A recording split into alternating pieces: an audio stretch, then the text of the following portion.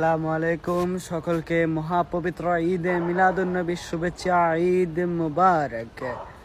আজ পুরো বিশ্বে এই ঈদে মিলাদুন্নবী পালিত হয়েছে। বিশেষ করে ঢাকার সরওয়ার্দী উদ্যানে ডক্টর সৈয়দ সাইফুদ্দিন আহমদ মজভান্ডারী মাদাজুল আলীর নেতৃত্বে এক বিশাল জশ্নে জুলুস আয়োজিত হয়েছে।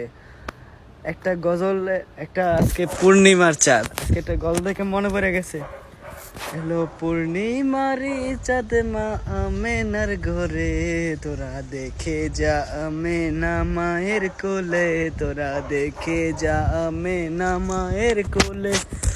চলো ধুলে শিশু ধুলে ইসলাম ধুলে, তোরা দেখে যা আমেনা মায়ের কোলে।